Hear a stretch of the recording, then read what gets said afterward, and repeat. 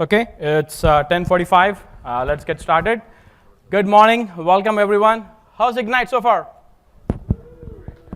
Well, I know it's good, but I know it's a Friday morning. Everyone is busy packing up. Last day conference. I see energy is low. How's Ignite so far? Awesome. I love that. Okay.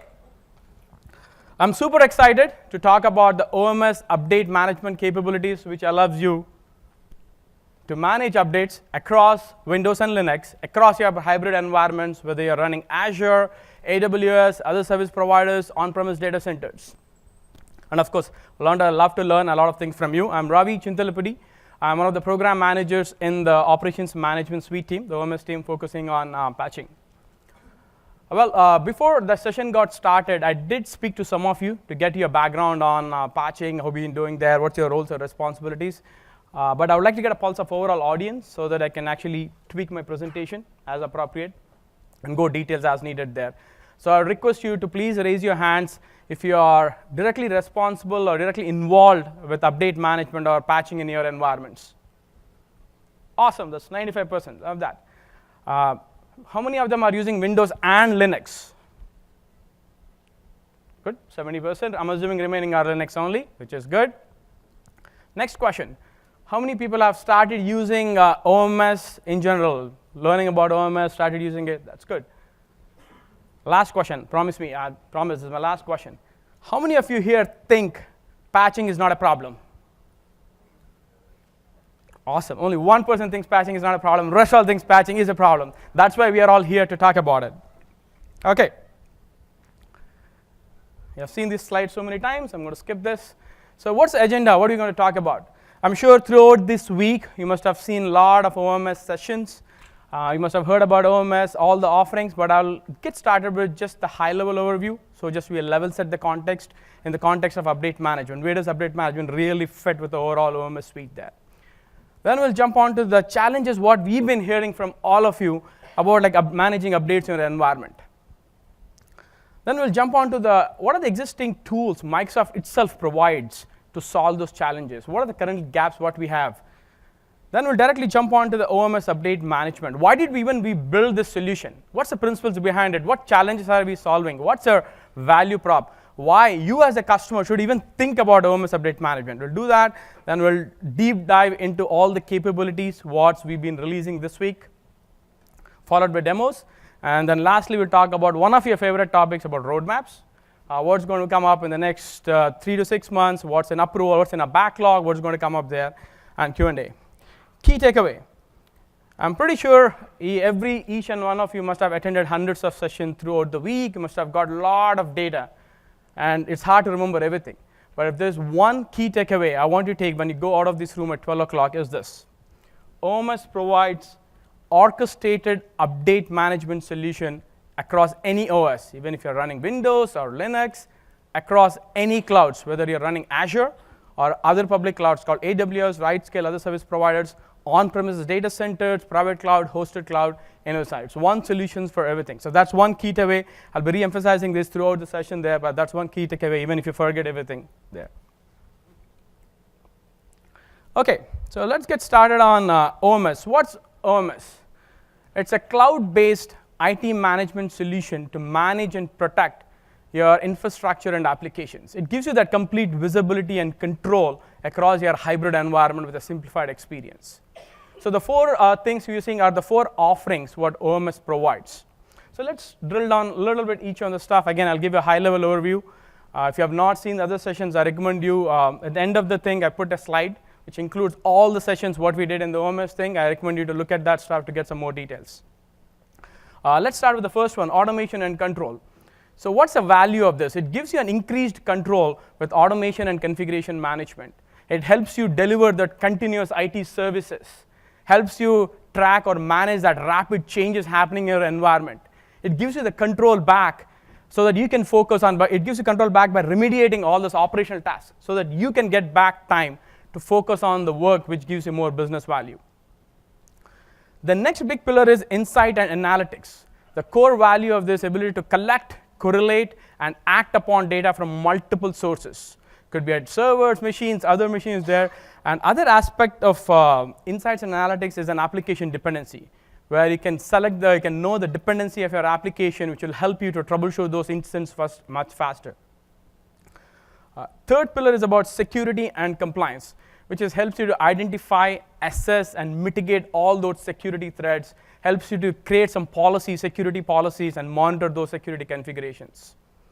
And the last offering is about protection and recovery, which provides a very simple automated backup process. So all your environment, infrastructure, critical data, workflows are backed up, and also ensures the availability of the servers by disaster recovery services there. The update management, what we're going to talk about over the next 70 minutes, is part of automation and control offering, the first offering what we have seen. So let's drill a little bit on what is that offering. Where does update management really play there? So there are three services within automation and control. The first one is the process automation, like an Azure automation service. How many of you are using Azure automation service in the cloud right now? There's only a few people there. Okay, so the process automation, or we call automation management, helps you to manage your resources anywhere. Again, we are running in the cloud, on-prem, Windows, Linux, any one single tool there. It helps you to automate all those business processes, helps you automate those long, error-prone, long-running manual tasks there. It helps you to automate and integrate with other systems. I'm not going to talk a lot more about it because yesterday one of our colleagues, Chris and Jenny, did a fantastic session. So I recommend you, all of you, to go look at that session if you have not seen that. The second big service in our offering is configuration management. It helps you set that baseline configurations, prevents any configuration drifts, ensures that the configuration is set back with the powerful flexible options. And this is based on DSC, desired state configuration capability from the Windows. Other aspect of configuration is the change tracking. We have heard from many of you, like majority of the incidents happen in your environment due to some changes. Everything was working till yesterday, all of a sudden nothing is working, I've got a live site incident. And the key challenge is ability to identify and isolate that issue, do all the root cause analysis as quickly as possible, and that's the value what change tracking brings in. It allows you to track your changes across Windows and Linux across your hybrid clouds. So give you that guided troubleshooting for your operational teams. Okay, the last service in this offering is an update management. It's again a unified orchestrator service across Windows and Linux, across your hybrid management. It gives you the two aspects. First aspect is gives you insights. What's really happening in my environment? Is my environment compliant or not? If not, how lag I'm behind? How many machines are not compliant? The next part is the deployment part. Once you know what are the problematic machines, how do you go fix this? How do you go patch them? So that's the two aspects what we have. Well, rest of the time we'll drill very deep into that. So the key takeaway of this slide is automation and control, the capabilities what automation and control provides, plays a role in every phase of both an application and infrastructure lifecycle, starting from the build, managing, deploying those, creating and managing those deployments, configuring those VMs, applications, infrastructure as per your needs, ensuring their environment is completely consistent with updates, monitoring all the changes, tracking the changes, and protecting them, and securing them. Something gets compromised or exploited, how do you go secure with them? And finally, giving that power to control who access what using role-based access control. So automation and control offerings play a role in every phase of your application and infrastructure lifecycle. Okay, let's change the gears and talk about updates. What are the customer challenges, what we have heard from all of you regarding when managing updates? About a couple of years, I think last 2014 December or something, we started a Moneyball exercise across IT management. How many of folks have not heard about Moneyball? Because that's a big buzzword. So, except one, I've not seen any others. Everyone looks like heard about Moneyball. It's all about customer statistical data involvement, validation engineering for your building the software there. So we spoke about 700 customers, whether phone calls, surveys, emails, conference calls, in-person thing, across IT management. And patching seems to be one of the main problem. And what's really interesting was, we all know update management or patching has been there for years. We all know all the organizations have been patching their servers for years. But why still patching is still a big headache? And I've seen, as you have seen, only one person said patching is not a problem. Rest of the patching is a problem. Why is that? So we did another deep dive to understand exclusively challenges on the update management. We spoke about 122 Windows customers, about 75 Linux customers across the globe, across the industry. Average organization size was about 9,000 people, which shows that these are enterprise class customers there. And other good thing is about 92% of the people are directly involved with the patching. So the challenge is what we have heard are directly what they are facing in their daily jobs. So let's quickly look at what are the top challenges. Here I put a quick summary. No, I don't want to skip the challenges. I want to make sure we address that. So I just put a summary of the challenges. Starting from Windows side, first thing is reliability. Microsoft releases patches second Tuesday of the month. We all know that. But what is the reliability that this new patch doesn't break my environment? All the customers whom I've spoken to, almost everyone has been doing a phased approach. They always patch their test machines first, then dev machines, then their production machines, the stage machines in between to do that, to get that comfort, hoping something will be able to find out in between so they can exclude in that patch when you're doing that stuff. Next is maintenance window. How do I ensure that it actually fits in my maintenance window? What if I cannot fit the maintenance window? Is my machine going to leave non-compliant? Other big thing what we have is orchestration, patch orchestration there.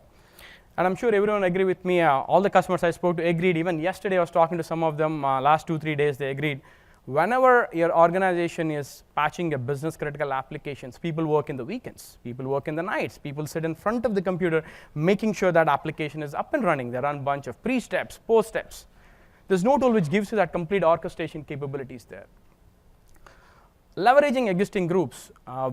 We have learned that patching is always done at a group of servers, because you always have this own grouping called all Windows servers, all test servers, all level servers. Could be Active Directory groups, could be SCCM collections, could be WSS groups. How do we ensure that we can patch to the group of servers there? Error handling, that's another favorite.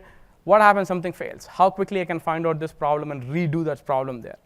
Workload aware patching is another big thing which came out, which is that, as I was talking about the challenges with critical workload applications. The reason why they are doing this manual whole thing is lack of understanding of dependencies. What are the dependencies of these applications? Which one I should write them there? And today that's completely in the hands of the application owner, his tribal knowledge of the app owner, or some documentation if you're really lucky there. The last thing is about update coordination and the communication. The process what we have seen in multiple big organizations is a central IT admin tries to coordinate with all the patch owners, application owners, put a big Excel sheet saying that, hey, I'm going to, please tell me when you want to patch your application. Make sure that you put your dependencies fed. He's going to talk to other application owner. I see some faces smiling. Again, can relate how they're actually doing that stuff there. So that's about the Windows at a high level. Let's talk a little bit about Linux. Linux is completely a different ballgame. You all agree with me there. Is anyone who doesn't agree? Good. No one there. There's no concept of patch Tuesday in Linux. There are no updates at all. People call software packages. There are no toolings. Yes, most of the people use scripts and cron jobs. Even though there are some tools from some of the vendors like Red Hat, Ubuntu, SUSE, they are very specific to that distro. There is no tooling which works across the distros. Does customers use different distros? Yes, absolutely. Because they use Red Hat for their production machines. They use CentOS for their dev machines because they're inexpensive. They want to make sure that the database runs on Oracle because that's powerful there. Ubuntu on the cloud. So people have different distros, but there's no tooling which does one unified thing there. The rest of the stuff like scheduling, orchestration, workload-aware patching, better control what gets applied are pretty common across Windows and Linux there. Again, this is a quick summary of all the challenges we had. I cannot put all the challenges in one slide there. But if you have a major challenge which you think is not listed here, which is bothering you, I'd love to hear. So please meet us, my engineering team, right after the session. We'd love to hear those challenges. So what did we do after hearing all these challenges? Yes, there are great challenges. Then the first step we did is let's look at existing tools from Microsoft itself. What problems they're solving? Where is our value prop? Why should we even build a new thing with all the engineering team involved? So this is some of the tools.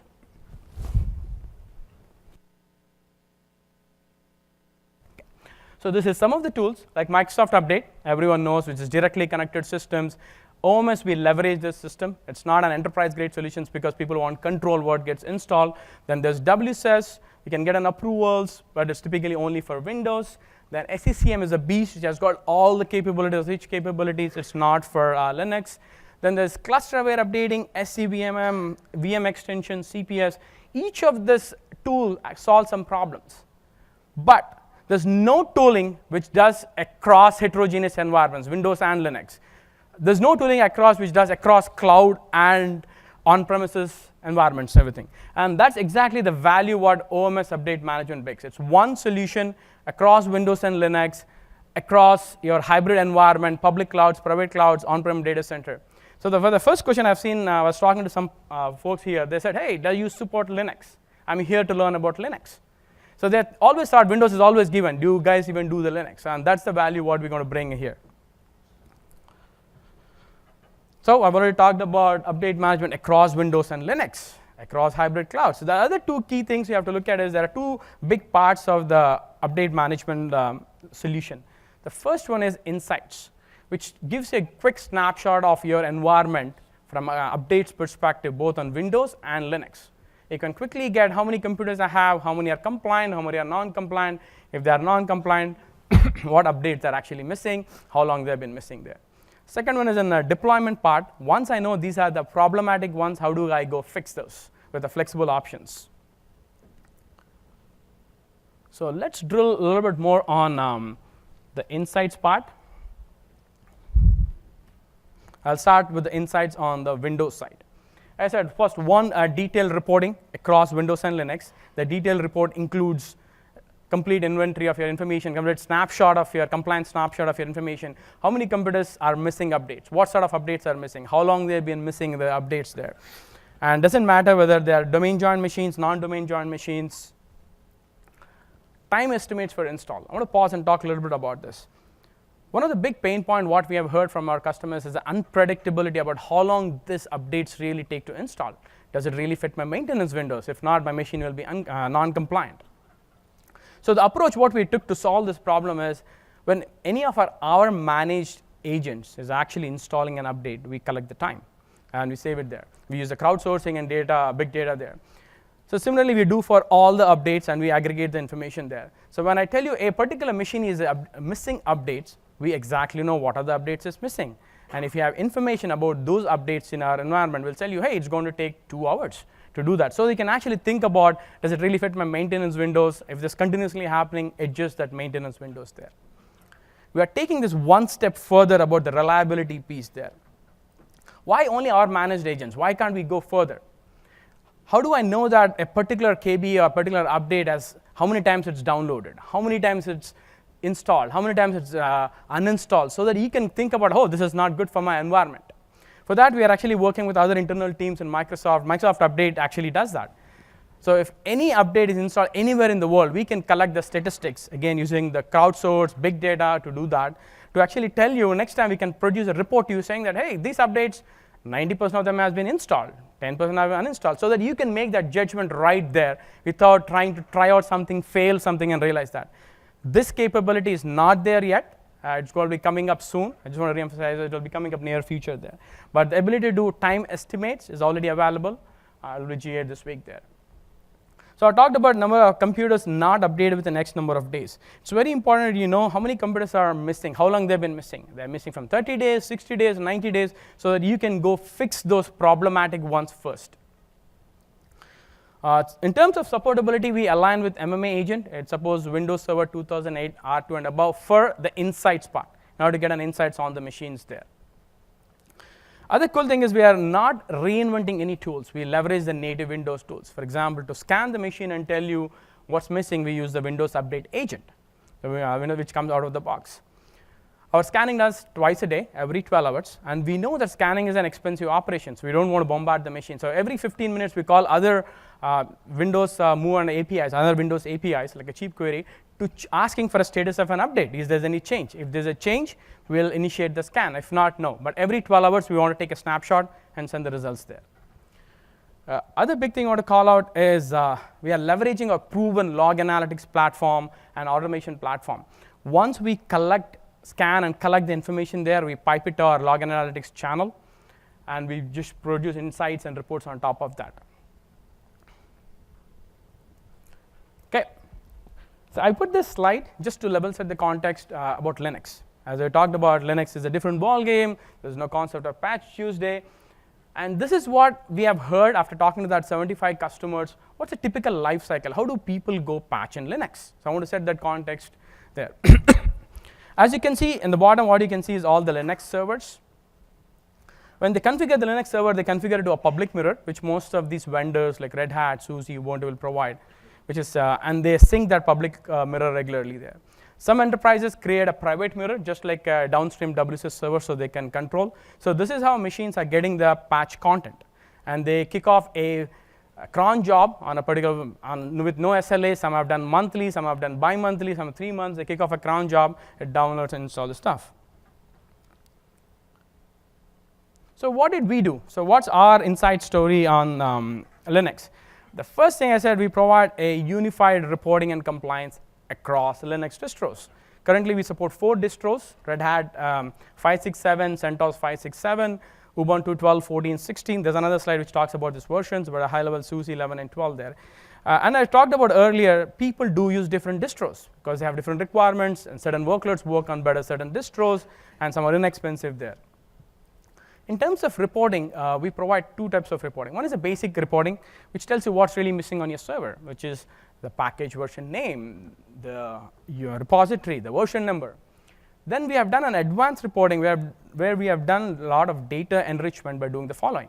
The first thing we do is we go collect from the machine what's really missing by leveraging the native Linux tools there. We collect that information. Then we go to the cloud.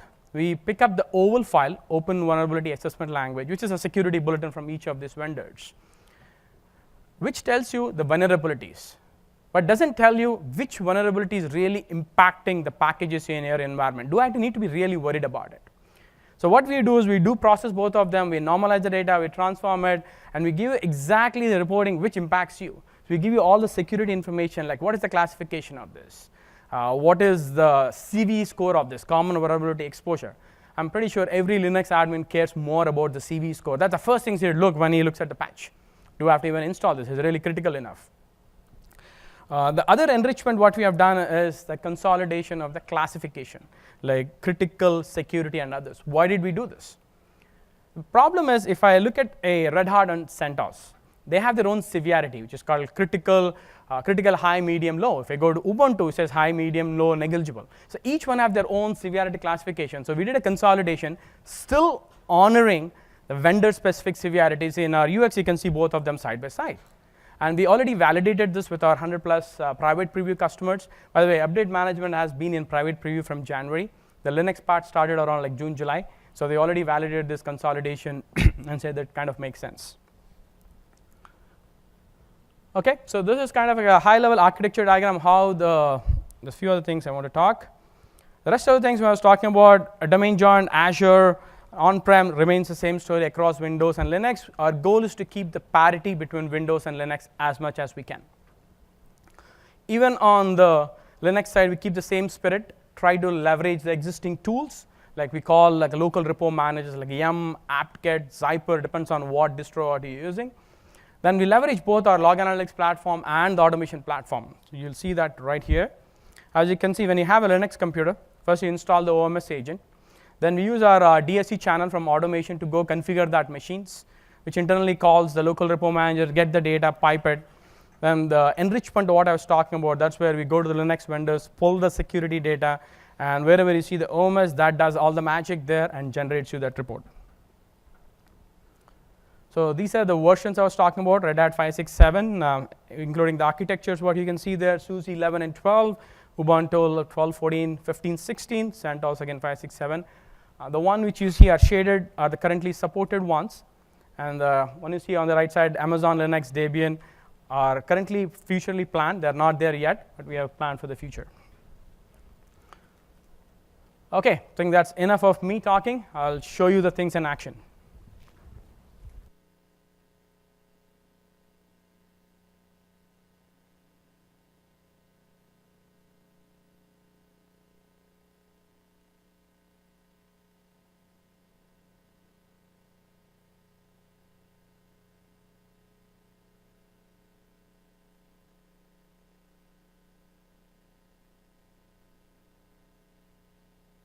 I don't need a mic.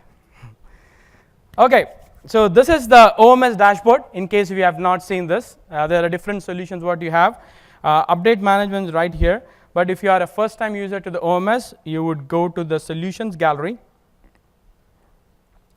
I zoomed it, so I'll just zoom back. So there's an update management solution.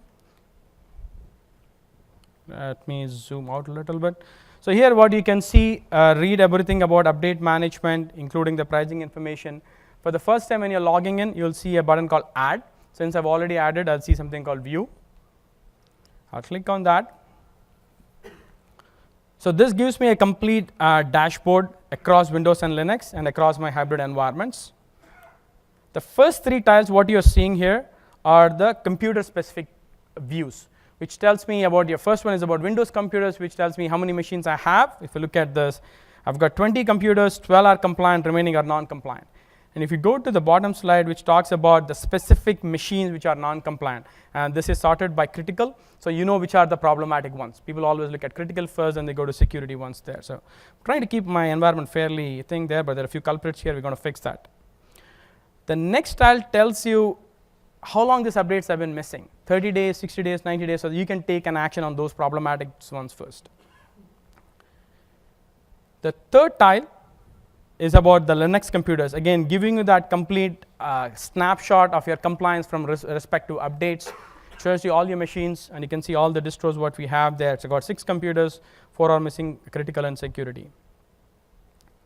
The last 2 tiles are about update specific views. From the updates which are missing, how many of them are security, how many of them are critical, so you know how bad your environment is. So one is a Windows specific view, one is a Linux specific view. These things are managed deployments. Once you identify, like, hey, these are the problematic machines, I want to go take an action, I want to go patch this, that's where you would come. We'll cover that in the next demo. On the right hand side, you see all the common queries. Give me a machines which is missing all security. Give me a machines which is missing all critical machines there. Or you can also build your own queries. That's my driver update. You can also build your own queries. For example, if you want to know update status compliance of a particular machine, your boss machine, especially make sure it's compliant, and that too during performance review cycles, so it doesn't bother you later. Okay, so now let's look at each of the one and drill a little bit further. Okay, I'm zoomed in, I think it looks good. People in the back, if you cannot see it, please raise your hand so you can do it. So in this environment, I've got 20 computers, 6 seems to be problematic ones, 8 seems to be problematic ones. Let me drill through that. As you can see, the filter gives out restricts to only critical and security, so you exactly know which are the problematic ones. And look at this one, I've got 297, that's a problem. So let's drill and see what is the metadata, what sort of data it's actually covering. And this is where we are using our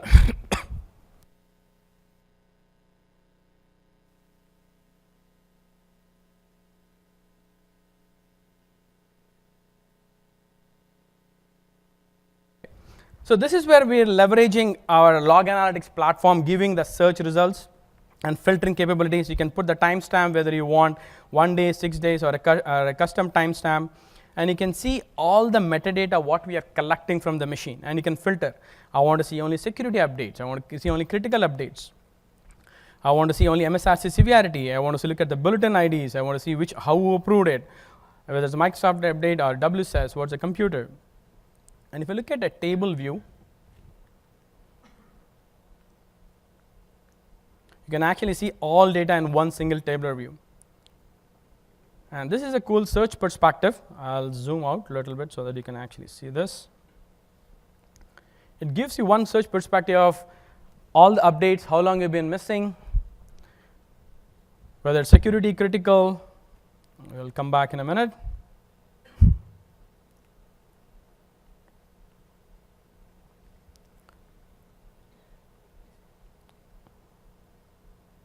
I also have a backup environment like I've opened up in another session, like in a Chrome, so you can also see that information there. So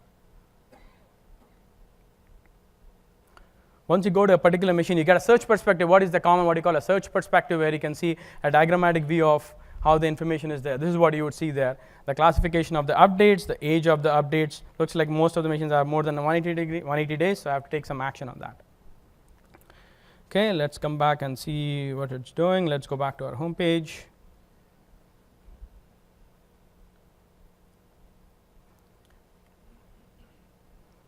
So that completes the Windows part, what we have seen. Let's drill a little bit on the Linux side. So this is the Linux computer view. It says that I've got 6 computers, 4 are missing critical, 4 are missing security. Let's drill down on this.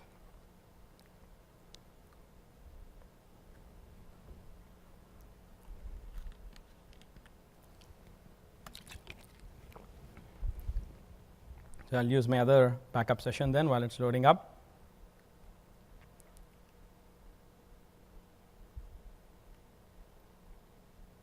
So I'll go to Linux. These are the 6 machines what it showed which is missing, having some problems. I'll drill on my Red Hat machine. My web server is on my Red Hat. As you can see, I'm using Red Hat Ubuntu. My database is on Ubuntu DevBox. I am using a MongoDB there. So let me drill all on my Red Hat server where my web server is hosting. And the same thing I talked about, you have the rich search criteria here, metadata, which actually shows the package severity. And this is the classification I was talking about, the consolidation what we have done. So let me just select and filter that only to critical and security. You can see all the products what you have, you can see the repositories, you can see the OS type, you can see all the bulletin URLs there. So let's drill on what data we're showing. So let me zoom in a little bit. People in the back can see that? Awesome. So this is the data enrichment what I was talking about. It tells you what operating system you're running, what is the classification, what is the bulletin, what is the package severity, including the CVE score. Let me go a little bit down. It actually shows the CVE scores, which what most of the admins really care about. Let me quickly show you how did we do this. So I talked about this a 2-step approach what we have taken. The first step is to getting all the inventory from the machine. What's really missing, which is the common to get the basic reporting. Then we would go to the OVAL file, which is Center for Internet Security or the security bulletin, and they populate the data every 12 hours for all the repositories, including thing there. So we download. I've shown you architecture diagram. It actually shows how we pull that stuff. And just to show you an example, how does an OVAL file look like? It would look like something like this. And you can search in between what is the vulnerability, what is in between there, so hard. But once we process and normalize the data, this is what we show. You can see this. So we actually tell you the critical security, all the bulletin items. This is all the enrichment what our team has done the last few months to provide that security information for you guys. Okay. So we covered this, we'll cover the managed deployments, we talked about the thing there. So that's the insights part, what we have covered both on Windows side and Linux side. So let's go back onto the slide deck.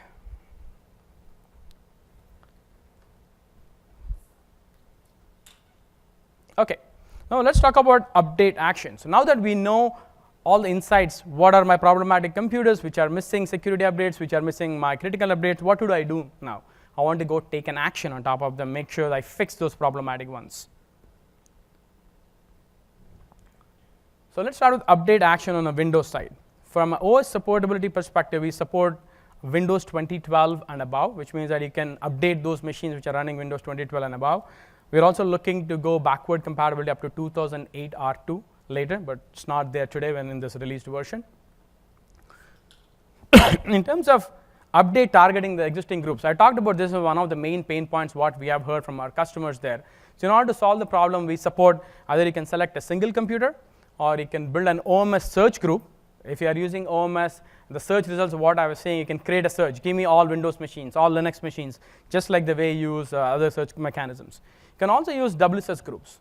And WSS has 2 types of grouping, a server-side targeting and a client-side targeting there. People using WSS might know this stuff there. So if you're using a WSS, a server-side targeting, you need to install the OMA agent on the box where the server is hosted. If you are using a client-side targeting, then you have to install the MMA agent, the OMS agent on each of these machines there. And we can also pull Active Directory groups. Other thing what we do is we allow you to select previous update deployment. So I created an update deployment this month, which is patching all my dev machines or test machines. Next month, when Microsoft releases the patches, I want to reuse that machines. Nobody will create a new machines because the new patches have come. So we'll help you to leverage that existing deployments. Flexible scheduling options. So we know patching is not a one-time thing. It's going to happen every month, some people do weekly. So we provide all the options of one-time, weekly, monthly, with a complete flexibility of I want to do on a Friday morning, I want to do on a Saturday, or I want to do on a second Saturday, I want to do on a fourth Saturday, I want to do last day of the month. So you have all those flexibilities what we have. Enhanced troubleshooting. So I was talking earlier, the patch insights part we are leveraging the log analytics platform, and the patch action part we are leveraging our automation platform, which is proven. We run about 5 million plus jobs a month. It shows the scale what we can handle with that. So what happens is behind the update action, it's all powered by automation, and we use our hybrid runbook workers, which enables our hybrid cloud management. How many people have used hybrid runbook workers or heard about it?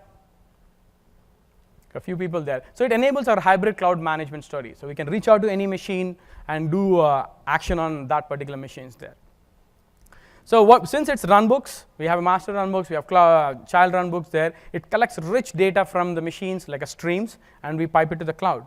And we have written some custom ETD value providers itself, so collect a lot more data on the machine. So between both of them, the data what we collect from the search, what we have from the job streams, you have rich data to help troubleshoot your problems in case there is a failure. Support for proxy servers. We understand most of the organizations have a very strict guidelines on their firewalls, ports, proxies. So we work in a proxy environment. Whether you are using own proxy or using OMS gateway, we honor both of them and we work in that proxy environment. So you can patch your machines even you are behind proxy. So we have done some fundamental work, infrastructure work to support this case. All we need is the machine to have access to internet. Just a standard HTTPS port 80 or 443, nothing else. You don't need to worry about opening any other firewalls, ports, any of the stuff there. Dependent on who or move for update curation. So where do we get the content? Now we're saying that we have all these flexible options for targeting, scheduling, but where do we get the patch content? So in this release, we rely on the Microsoft update. Depends on how the agent is configured. If the agent is configured to Microsoft update, we pull the content from there. If the agent is configured to WSUS, we go pull the content there. So you would go that, for example, you go to WSUS, do the approvals there. Currently, we are not supporting SCCM managed machines for update action. You still can get insights from SCCM managed machines, but you will not be able to patch those, but that's one of the work what we go working very soon there. I'll take a quick question, but I'll do all the questions, the rest of the things there. Did you just say that the approvals are done in WSUS? That's correct. For this solution, approvals have to be done in WSUS there. If you do move, there's no approvals. You can directly download everything. That's the difference there. I can go very deeply after the session there. Thank you. I said, yeah, leveraging log analytics platform and automation platform. I talked about when I show the demo, I'll actually walk you through what happens behind the cover step by step. Linux patch action. So how many of folks are really interested to try out Linux patch action? Few hands there. So one thing I want to tell you is what we GA'd this week is the only ability to patch our Windows servers. The ability to patch your Linux servers will be in private preview pretty soon. I'm going to preview them there. In my environment, I'll walk you through how it happens because I've enabled everything. Our goal is to keep parity in both of them there. But if you're interested in joining the private preview, working with us throughout the development process, reach out to me or my engineering team. We'll help you get started with that. Okay, so we'll do the demo of update action now.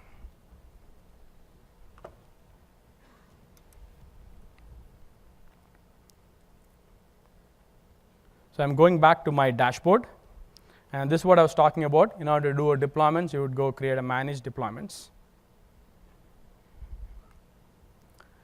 I'll go to my other workspace where I have built a lot of data.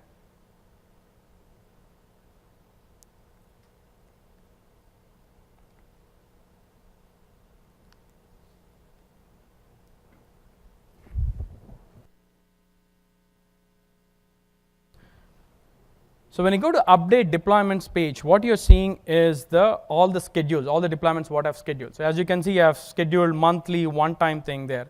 So let's look at from here. I've aligned my update deployments to align with the patch Tuesday. So that second Tuesday, I'm going to patch all my test servers at 11:30 night. Everything goes well. Next day, I'll do my dev servers.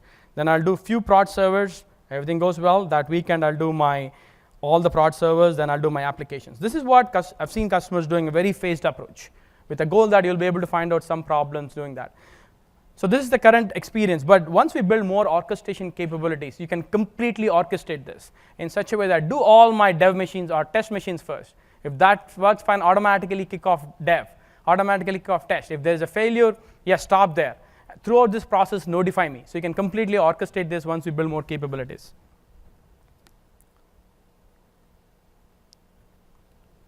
And this shows actually running deployments. I'm not running anything right now, and it shows all the completed deployments. This is where you would go get your detailed statistics, what happened to my deployments.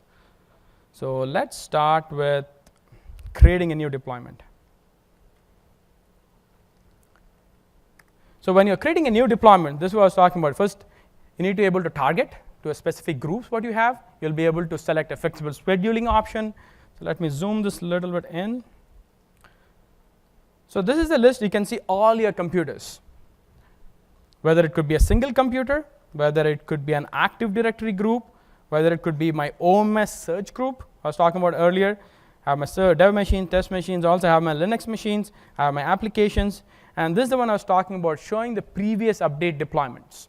Because we know people will not create new machines, people will just install the new patches, so you always want to reiterate those existing deployments. So let me patch my HR application. So it's a Ignite HR app. So let me select my machines. I'll do my database first. Then I'll do my middle tier. Then I'll do my front end. Okay. So what happens behind the covers is it's going to parallelly start the patching in all three nodes of your application. But if you really want to sequence them, there are multiple options. With the current capabilities, you can create a separate deployment. You can create a deployment for all your database servers first. After that's done, you can create for the middle end and front end, depends on how you want.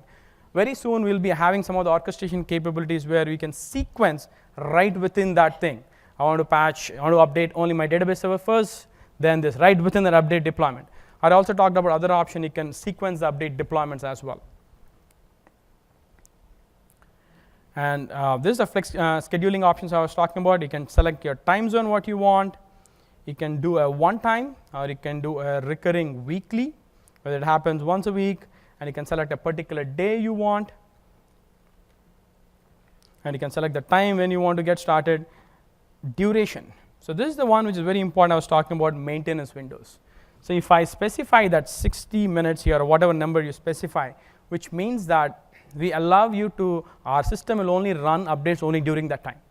Right after that, we'll come out of that so that your machine is back again. So you don't want to patch a machine when it's being used for your live users there. So it clearly talks about here, let me zoom that a little bit.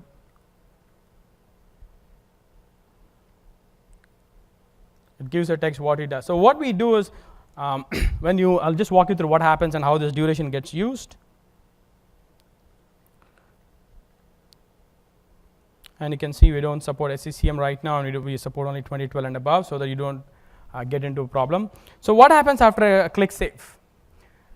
So once the user clicks save here, we create a schedule, like automation schedule there, and we pass the parameters of this machines, and we also pass the time what you have given, and we also give the duration.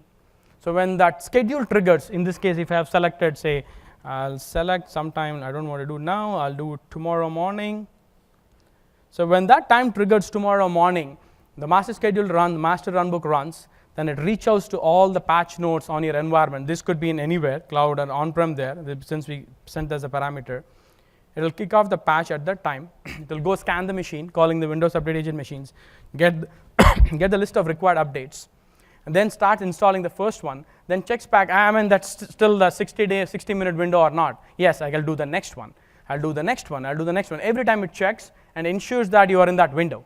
We hit that. We also allocate some buffer for the reboot, because most of the updates require a reboot. There's one of a metadata what you can actually see there. So when it hits at that time, it stops there. If you leave it blank, then it installs all the updates parallelly for all that machine until it is done. So in this case, I'll leave it 60 on there and hit save. So now this creates a schedule. I'll go to an existing deployment to show you what happened, the one which I've run yesterday. So I'll go to my completed deployments. I've run that yesterday afternoon, 12 to 1 my Pacific Standard Time and Eastern Standard Time. So you can actually see how many computers were there, whether it really get installed. On the right side tile, you can actually see what updates got installed during this deployment.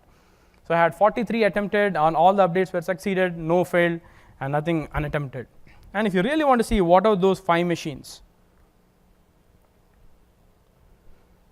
you'll bring back your search capabilities, you see all the 43 results, you can get all the details of KBIDs, what are the titles, and what are the 5 computers, and if you drill down and you can filter further, say I want to really care about one particular machine and see what happened to that machine there. Other cool thing is, since we are now linking that to an automation account, so in order to know where's your automation account, which is another service what we had talked earlier. So if I go to my settings, and if I go to my accounts, and if I go to my this, I can see my linked automation account is OMS automation demo. So let me go to the Azure portal and bring up this automation account and see what data does it give me.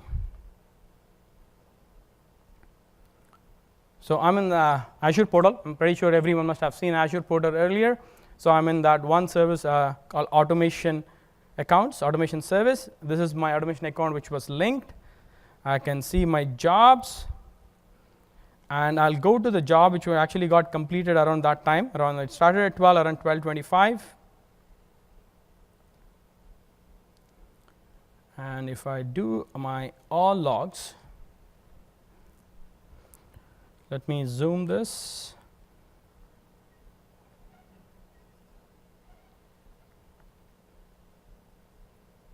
People at the back see it well? Okay.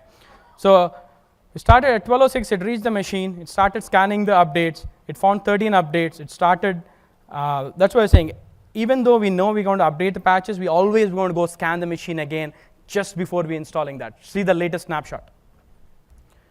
It found 13 updates, then it started installing the first update security, then installing it, then it's done. Summary, and it starts the same thing for every update. Every update it checks, hey, I'm still in time or not.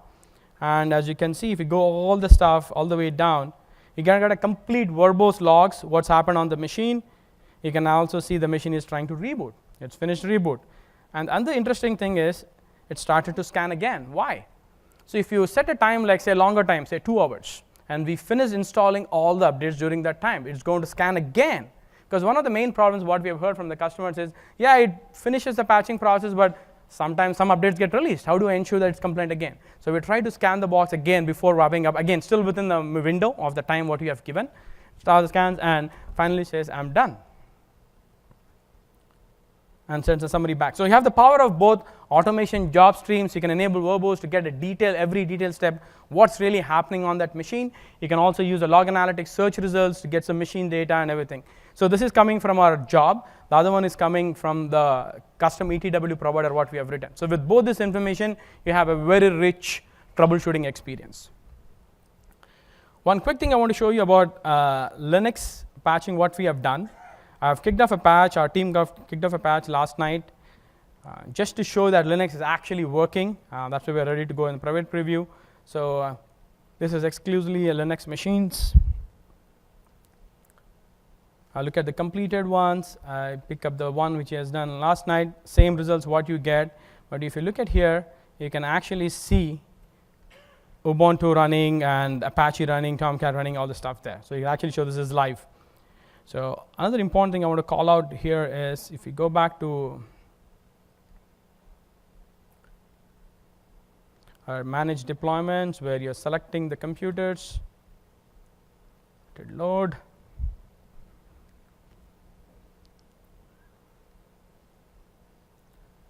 So the listing what you see here, the groups of machines, here you can see both Windows and Linux machines because I enabled the private preview. But in your case, when you launch to OMS Update Management Solution, you will be seeing only Windows computers because the Linux thing is still in private preview. So there's a bug here. My engineering folks are sitting right here. They're going to fix it right now or like in the evening. So That's why I got them here. They know exactly what's happening in the demo. So this is where you get all the machines. As you can see, I have all the Linux machines coming up here. I can see my Red Hat machines.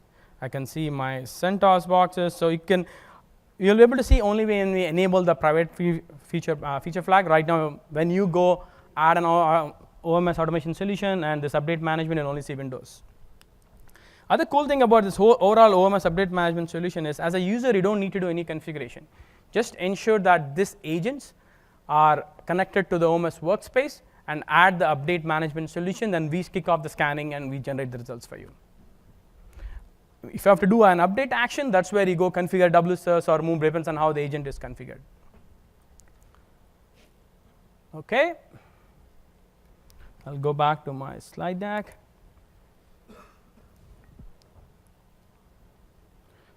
So just a quick summary, this is what we covered on the insights and the deployments part. Just to reiterate, Linux is coming in few minutes, Linux patch action. If you're interested, come and talk to us. We'll add you to the private preview feature program, customer cohort program. Okay, let's spend some time on roadmap. So as you can see in the first part of the slide, we talked about what we released. I said earlier that we've been in private preview from January of this year, and we've been continuously releasing the features every month. And we've been working with our private preview cohort customers, about 110 on Windows side and about 45 on the Linux side.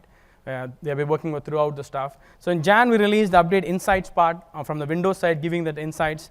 Feb, we started working on the time estimates, allowing you to take an update action. In March, we started leveraging those groups. Again, everything is driven by the customer feedback. We know this problem, we were validated with them, and we started building it. That's a true agile model, what we are going through in Microsoft, especially our division right now. It's all about making sure that this features really be used by the customers. In April, we started building the rich capabilities of enhanced troubleshooting. July, with all the infrastructure work to support proxy environment insights. And September, where we are trying to create a Linux patch action, all the proxy work there. So what's coming up next? As I talked about Linux update installation, that's something what will be coming up next.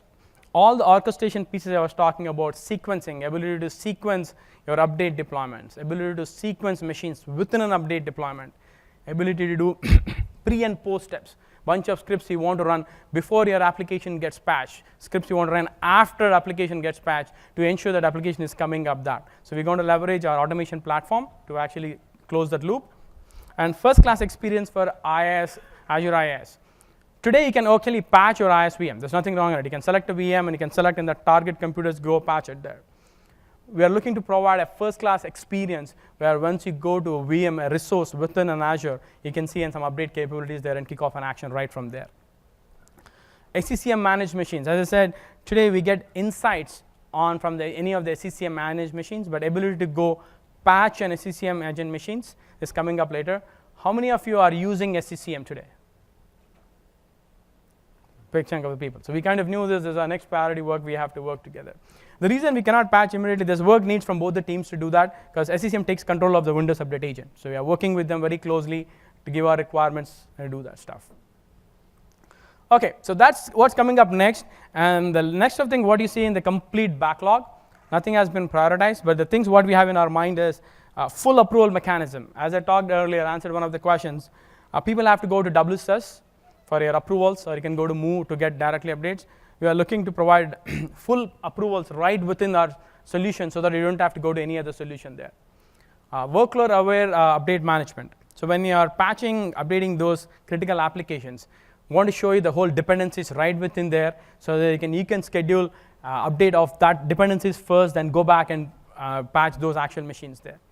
Reliability. These are two concepts of reliability I was talking about, working with getting that Windows Update telemetry from across the world and giving that insights. Is that machine, how many people have really installed this update? How many people have uninstalled it? How many people downloaded? So you get that confidence in applying those updates in your environment. And that's what most of the admins do. And I've spoken, the first thing they do is they go to a deal and see someone said this broke my environment. Say, hey, I'm not going to do that because it broke someone else. So we want to build that reliability and confidence on the patching experience with our solution. Other things I've heard earlier and throughout this week is providing update as a service to your own IT departments. The central IT is saying, or to your other service departments, central IT is saying, we want to get away from managing the that updates. We want to make a self-service portal where every application team would come there and select a time, what update they want to install, and do that. So patching as a service there. I've heard from a few people there. And pre-checks. Many times the updates fail, not because of the updates problematic. Sometimes it's failed because there's no lack of disk space on the machine, or it's not configured properly, it's not supported in OS. So we are thinking to add some pre-checks to tell you this operation will not work right up front, rather than making you go all the way and fail there. Cluster-aware updating or orchestration availability. So when you're patching those clusters or the business critical applications, which is a clustered thing, you always want to ensure the application is up and run all the time. So we will patch only a certain segment of that, like patch only 30% at a time. Ensure that if you are using upgrade domains, anything, ensure that my application is running while you're patching. That's the whole idea behind that stuff. Third-party patching. Initially I was thinking third-party patching is pretty prominent only on the client side. We are using Chrome, Adobe, but apparently third-party patching seems to be like very common even on the server side. So we have plans, how do we actually do that stuff? So that's in our backlog item. Next thing is integration with ITSM. So even now, like just the start of the session, I spoke to someone, where do you maintain your maintenance windows? I've seen people keeping the maintenance windows in any ITSM tools like ServiceNow, other tools, Service Manager. People keep business asset owner information in ITSM tools. If we are patching the particular application, we want to notify that business owner. Where do you get that? If something is a failure, you want to notify them. Where do you automatically get that? So they wanted an integration with ITSM solutions there. And also auditing. When something happens in a patch, if there's some problem, someone has to fix it, someone has to go create an incident management ticket. Further, they are talking about ITSM integration there. So those are the things what we have in backlog. So again, reiterating, if you have any specific things, big things which you are not covered here, the big things here, feel free to talk to us. We'll love to hear those feedback and adjust our priorities as appropriate. Okay, so just to wrap up, this is the agenda what we have went through, the demos, roadmap, and the key takeaway again, I want to reiterate, OMS provides orchestrated update management across any OS, Windows and Linux, and across any cloud. Azure, other private clouds, AWS, and on-premises system there. There's one key takeaway I want to take out when you go out of the room. So these are the different slides what we have across OMS. So I encourage you to look at each of the slides, and depends on your interest, look at the recording, so you get more and more details of each of the, across the 4 offerings I talked about, which is automation and control, insights, security, and backup. There's also some System Center sessions, specifically we want to know new capabilities happen in System Center. That's it. I'm open for questions right now.